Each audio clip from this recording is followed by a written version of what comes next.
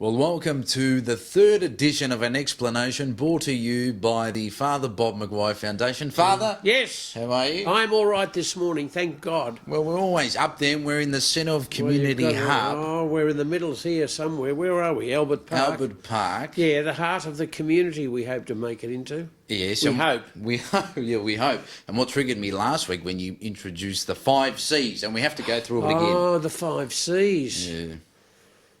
What are they? Care, communication, concern, common sense and compassion. Yes. Yeah, care, communication, concern, common sense and compassion. Yeah. That's what they are. That's the algorithm, comrade. The algorithm. Oh, and what happens if we you've got to have an algorithm? one away? If you take one away, you can't have community. Yes. But you maybe have to be satisfied with what's called society. Now it's tasteless, colourless, and odourless society, but it's effective. No, sorry, it's not effective. It's efficient. It works, and you can work out what's going to happen next in a society. If things go wrong, you can call the police. Well, we hope. If the kiddies play up, you can throw them into a prison. You know what I mean? No, we can't do that. Well, but if you've got a society, yes. if you've got a community, you don't do that because it's not even rational to do it. Now, why? That's why you come along, Well, and you said to me you like to see things that are invisible. Yeah. In terms of dead people. Now, how can you elaborate on that? That's the one? movie, darling. Yeah. That's the movie called The Sixth Sense. Yeah. Where the child is talking to his daddy as daddy's trying to tuck him into the bed, and he says, "Daddy, can I talk to you?" And daddy says, "Yes, yes, yes." And he said, "What is the matter?" And the child says, "I see dead people." And daddy said, "What? Where?" And he said, "Everywhere." So that was the key part of the film. That then goes on following the child around and seeing what he sees. Now, I'm saying, a play on words, I see live people where other people see dead heads, dead beats, dead shits, dead whatever it might be. They're of no earthly use to us, says the observers. So you're saying you see potential. I'm saying I can see. Of course I can. You know, even the most unsightly persons out in the street there who walk up and down and ask for $5 or something to buy coffee. Even they, I know they're talented because I've spoken to them. And they've got talents. They're musical. They can talk. Yes. That's what I'd like to have a series sooner or later, modelled on the overseas series of Invisible People, where you actually go out on the street and you have a little short, sharp video of the person talking with you, mainly the person talking, because we oftentimes talk over them, see, because they can't talk fluently. But you see, what they have to say is priceless. You see. But this is what this. You want to comment on the budget, or you want to comment on the elections? Yes, you should go to the people in the street. Well, that's where it all starts. But you won't, you see, because in fact they're not, what's the word? They're not neat and tidy in their presentation. Well, they're afraid to be neat and tidy. Well, they've learned to be eccentricity will maybe protect them. Eccentricity, because if they present as eccentric on the street, people won't come near them. Yes. And that's what they've learned, that they're better off not keeping company with respectable people. So that's why you say the elites and the D-elites. Yeah, the elites, I think. Yeah, now it may be unfair, but I mean, I'm an evangelist. No, that's fine. You know what I mean? I'm a social evangelist. So, a woman said to me once, "I know what you're doing." I said, "What?" She said, "You're a jazz speaker." Really? I said, "What do you mean a jazz speaker?" She said, "Darling, you've got a theme, but you beat around the theme all the time and you return to the theme. And that's what jazz is."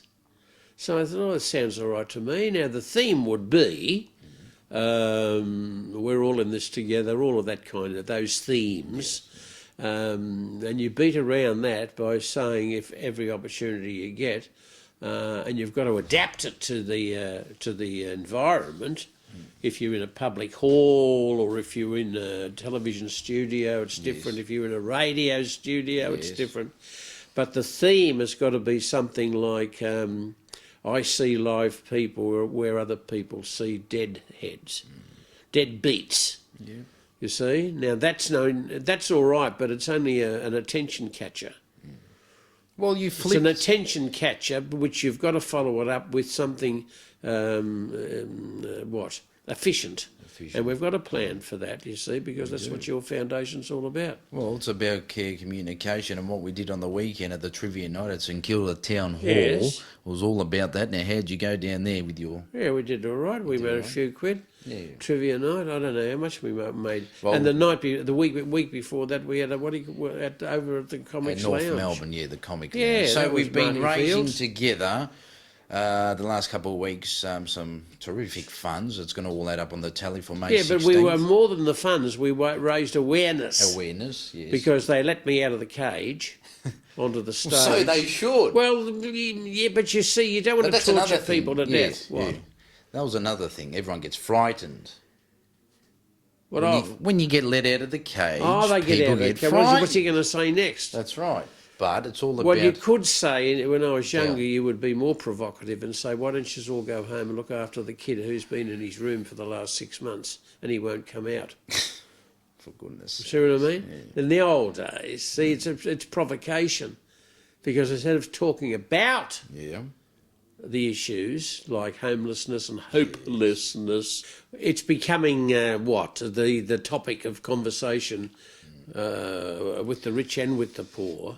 Well, the poor don't talk about it so much because they're actually experiencing it.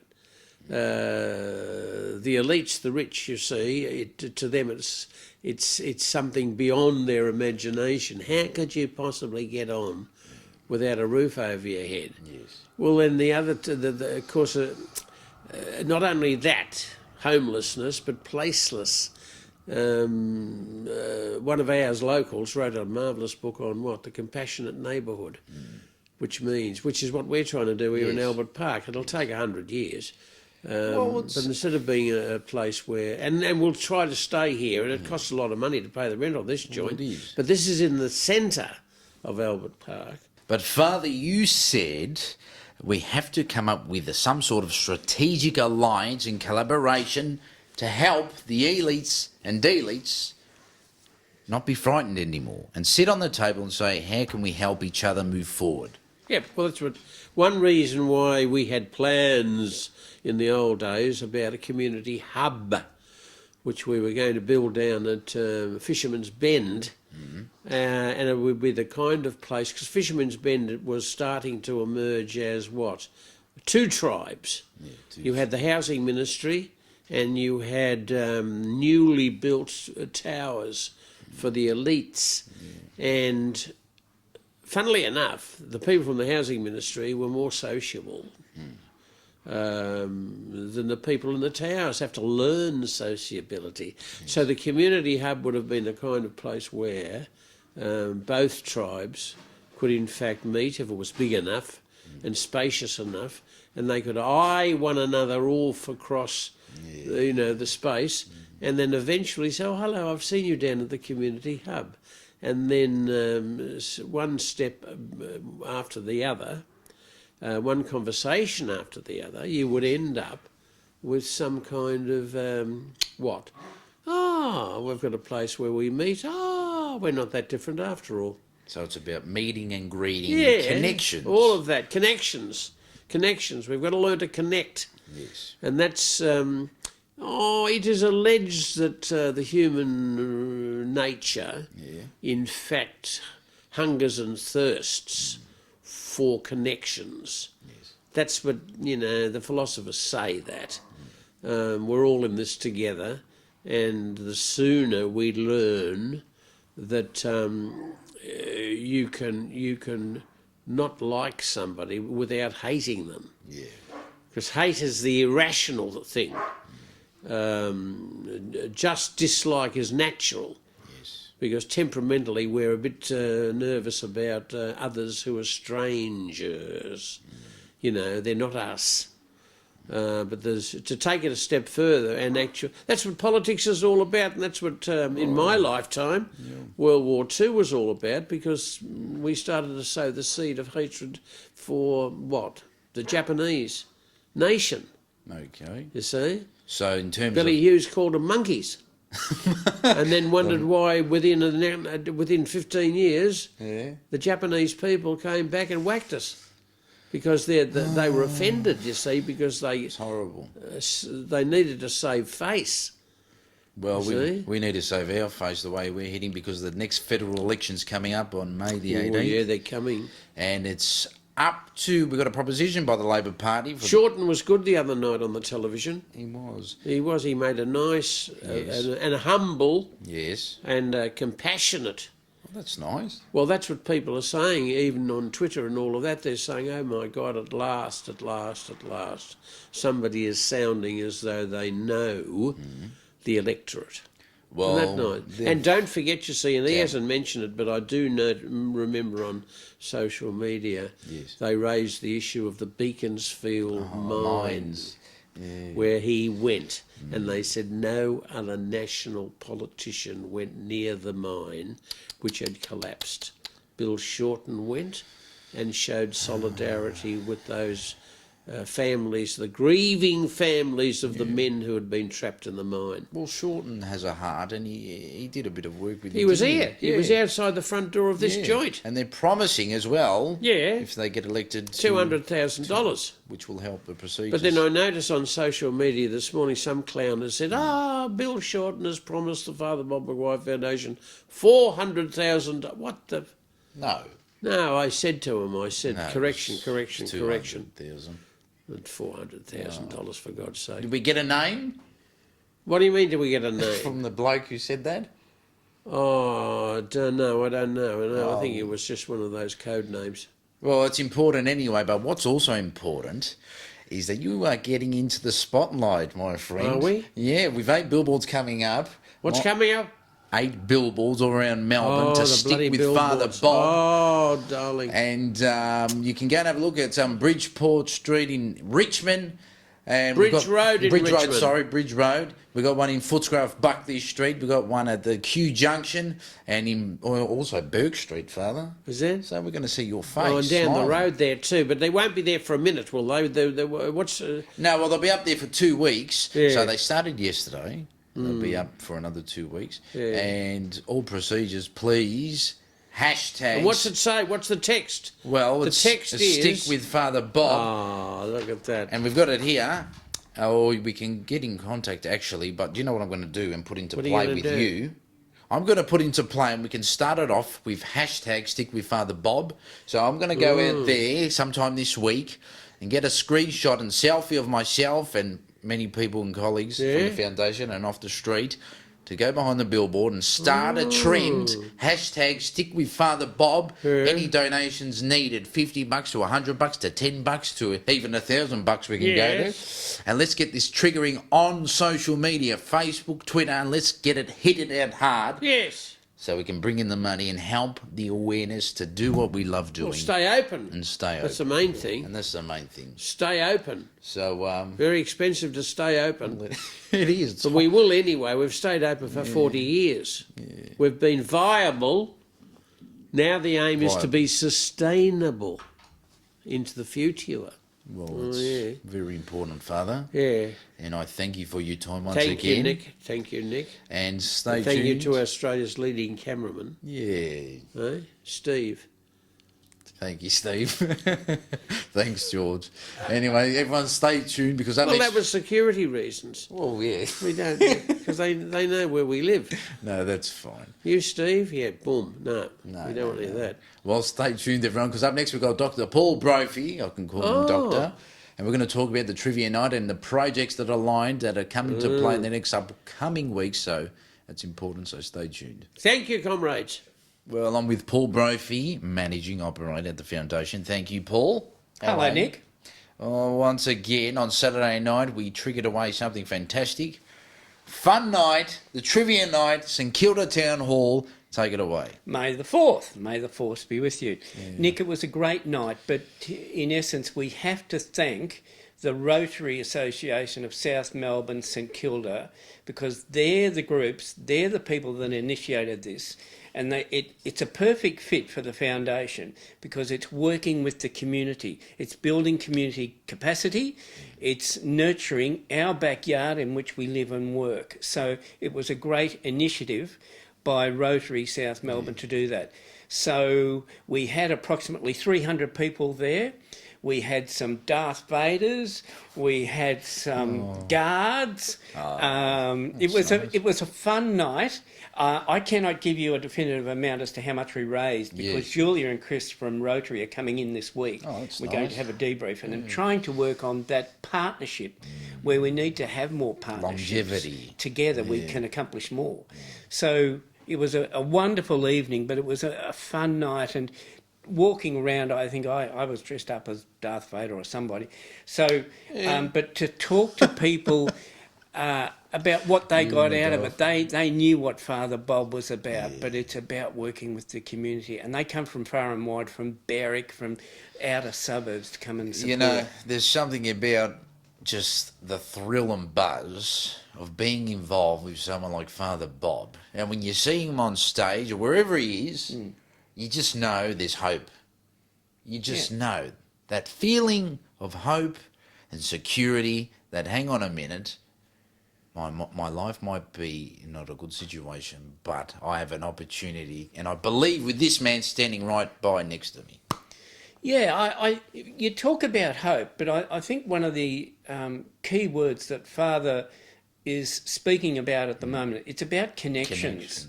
It's about connections, and I know Father talks about the elites and the deletes, but for instance, I was at the MCG on Sunday, and I had the wonderful opportunity. I was sitting about 1.5 meters away from Paul Little, who heads up Toll Holdings. Okay. And a bit of promo for Paul. He runs the ferry between Point Lonsdale and the Docklands. Please use it. It's a great service. But Paul was open to suggestion. I said, Paul, would you give Father Bob a call because he needs your help? And he said, yeah, I'll give him a call. So that's what we need. We need to reach out to people and say, together we can solve a lot of these problems that our community faces. So it's about connections. Connections. And that's what we were talking about before with Father. Strategic alliance to bring in the elites and the deletes together. Yeah. Form not just a society, which it is now, but a community. Yeah. And that's what will make the difference. It is about the community. Yesterday on John Fane on Talkback, he had 2 representatives from the Sacred Heart Mission, and we're talking about the dining room at the Sacred Heart Mission. Now, on Sunday night, I was so privileged to attend the peanut farm opposite the Woolworths down at St Kilda, where I cannot describe the wonderful volunteers. How many did they have anyway? We had approximately 25 to 30 volunteers. The 2 vans attend the farm, attend the area, the recreation reserve, at about 5:45. And we set up, and when I got there, there were approximately 70 people lined up, ready to go a meal. But it's not just about the meal, you see, Nick. It's about communicating with It's about the communication. It's sitting down across from somebody who's doing it hard and saying, we're here with you. We're here to support you. And that's what the foundation does. That's what, not only about the Father's Foundation, but all the foundations. It's about supporting those in our community to alleviate the issue of poverty. And it's not only physical possessions poverty, it's poverty of the heart, of course. Yeah, especially when you see the kids as well with their parents. It's horrible. But this is one thing I actually like about this foundation. I love it. Compared to a lot of foundations, we put on a fantastic smorgasbord. We do. It's not just give them a pie or throw them some soup. We sit down, and thank you to the warehouse down at Gladstone Street. Yeah. They do a tremendous job, phenomenal job, in cooking these meals pretty much a couple of times a week and every day, if not. to provide people with real food they want to get their mouth, you know. Nick, I cannot It's speak amazing. highly enough about the paid staff down at the warehouse, but also the volunteers that give up their time. It was pretty amazing. cold on Sunday night to actually go out there and putting tables and chairs out and running the smorgasbord of food and the quality of the food. It really was. It was fantastic. It is. It was wonderful. And we don't stuff. get that. We don't get that a lot. And we thank the people who donate those foods, whether it be Fair Share or the bakeries that donate the food. Yes. Without their support, the service wouldn't happen. So we thank those that in our community that elect to support the Father Bob Maguire Foundation. Yes, and we are always here to open the doors for anyone who wants to help and volunteer, and as well as just have an opportunity to get out there and start awareness, helping with the classes we got running at Park Towers a couple of times a week. Matthew's running that from the warehouse. Just to get involved, give what you can and give from the heart. It's not about the money.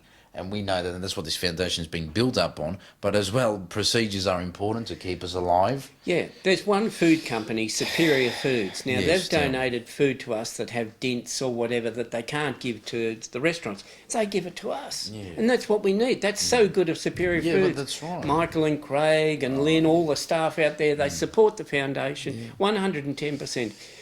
I know, you're right. Sometimes we don't even, not all the food comes and drops off at the office here. And we get a lot of the food at the warehouse as well. So everyone puts in their bid, and it's just brilliant. Yeah. It's fantastic. It's great. It's actually exciting when you think of it. We've got so much potential. We're about to unload and unleash, with the next federal election, serious now I'm talking, an opportunity to create something sustainable. And I believe we can.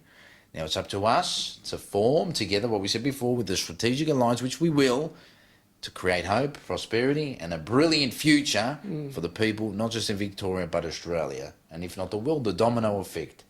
So if we can please, with the My Cause campaign, we can just wrap that up quickly. Yep.